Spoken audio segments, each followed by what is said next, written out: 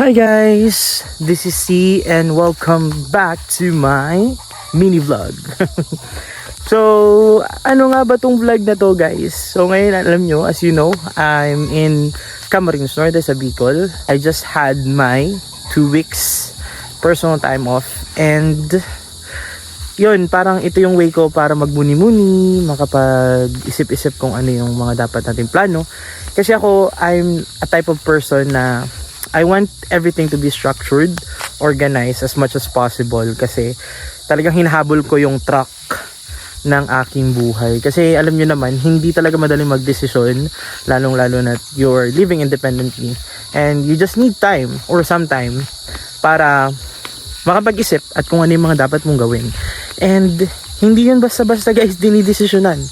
It takes a lot of courage and time for me to think kung ano yung mga dapat kong susunod na gawin. And hindi siya ganun kadali. Sobrang challenging nga in a way na kailangan kong i-balance lahat. And yun, nakapag-isip na ako at kung ano yung mga dapat kong gawin moving forward. So abang-abang na lang tayo kung ano yung ma-share natin. Pero ngayon, ang pinaka-question ko today for this specific vlog is, kamusta na nga ba si C? Sobrang ikli ng phrase na yun, pero that is very impactful.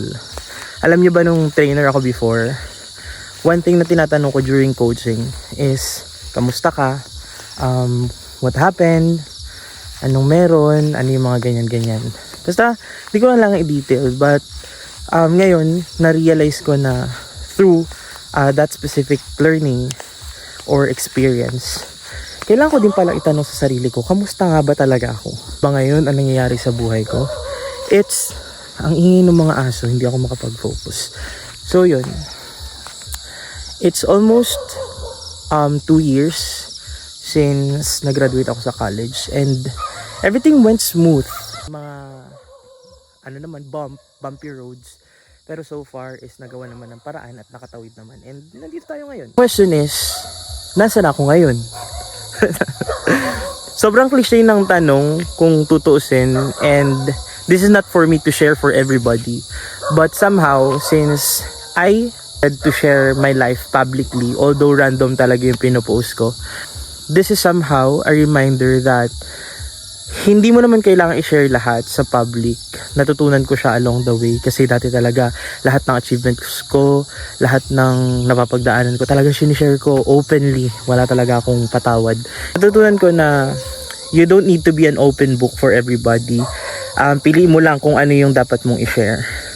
So sa dami ng sinasabi ko, kamusta na nga at nasa na ba ako at ano na ba talagang ginagawa ko. So ngayon, given na sinishare ko naman sa inyo or sa my day ko or sa stories ko, I'm in a corporate world right now, or should I say, basta BPO guys. And hindi siya linya ng field ko, which is fisheries. Fisheries with ST.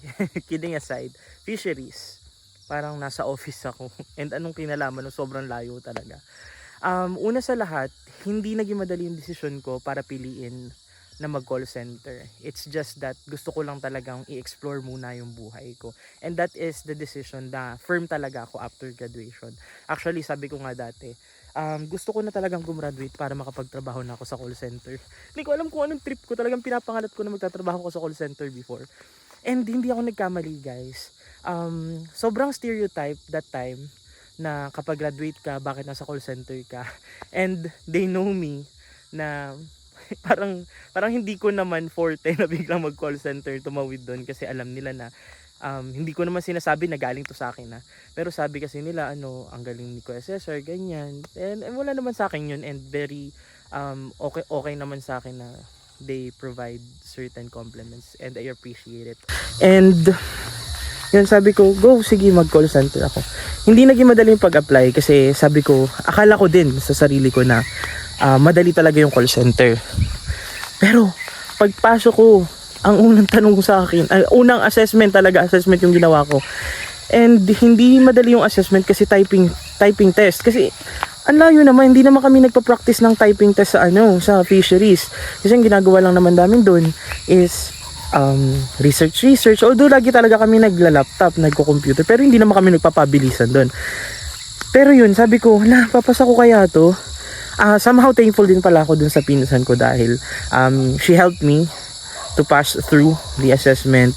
Hindi siya naging backer pero naging way ko siya para i-prioritize somehow at makabilis-bilis ng interview at ng assessment.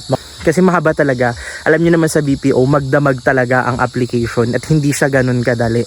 So, luckily, meron akong pinsan na nagtatrabaho dun sa first company ko. And I was lucky na by 10 PM nag-sign na ako ng job offer. So, yun.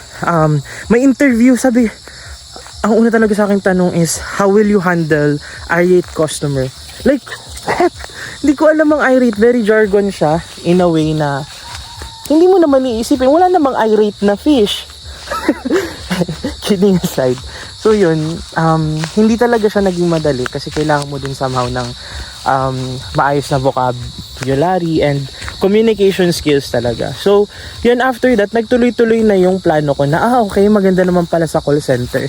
Kasi yung napasukan ko is maganda naman yung work and maganda rin naman yung mga kasama. Lalo yung mga una kong tropa na kasama ko lagi sa gala, like Batangas, Cavite, Los Baños, Los Baños.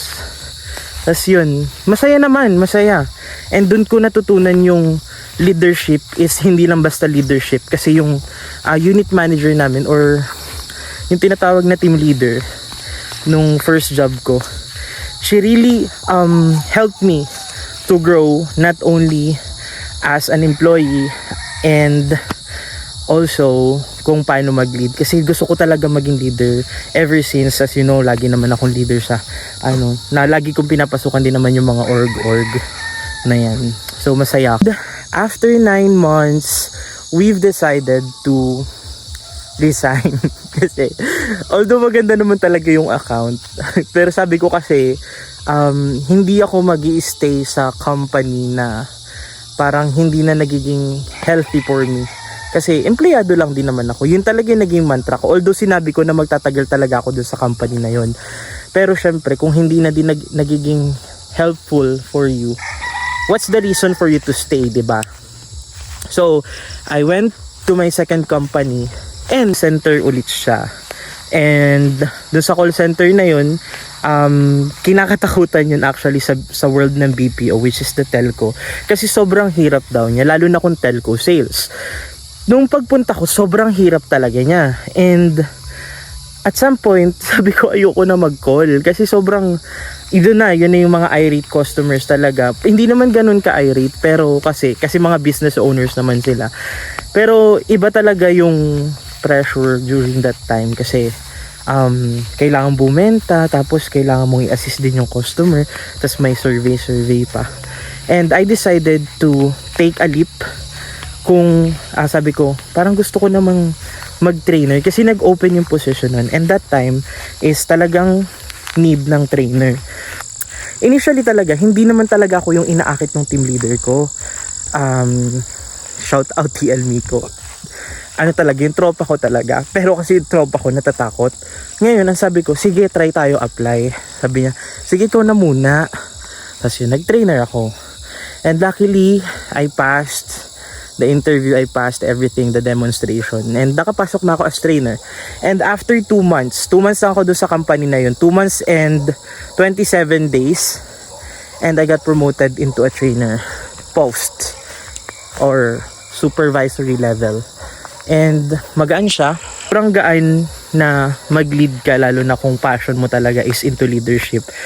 So, naging maganda, naging smooth yung process. But I had to give up. Kasi sabay-sabay yun. Nag-review ako ng board exam. Nagtitrainer ako supervisor. Nagmamasteral ako. So, dumating yung point na na-burnout ako. Although, gusto ko yung ginagawa ko. Pero kasi, may time na parang sabi ko sa sarili ko, hindi ko na din kaya.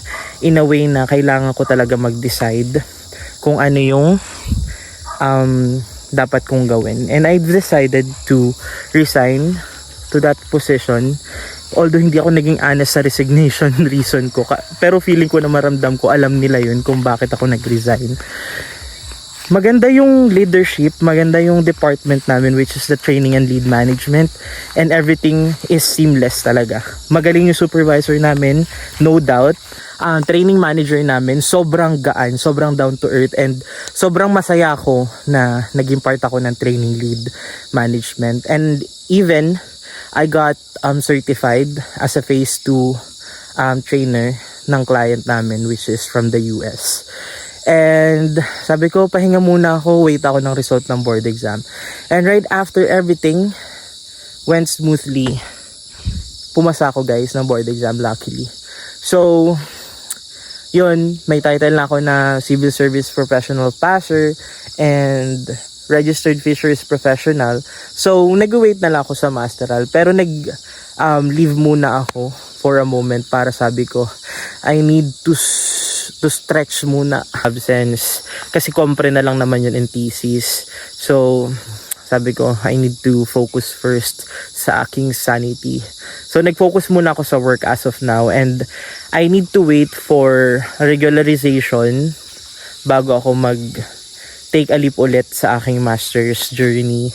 And yun, so far nakwento ko na lahat sa inyo, and currently I'm so happy with my new company and everything is smooth. Money wise, compensation wise, company wise, management wise, everything. Sana hindi magbago, tuloy-tuloy pa rin yung gantong buhay sa new company ko. And I hope na tumagal na ako dito kasi nag-o-offer sila ng work from home. Gusto ko talaga mag-work from home. Hindi ako dito sa Bicol kasi bawal. So yun, I think that's it. I think na-answer na natin kung kamusta na ba ako, although hindi nyo naman hinihingi.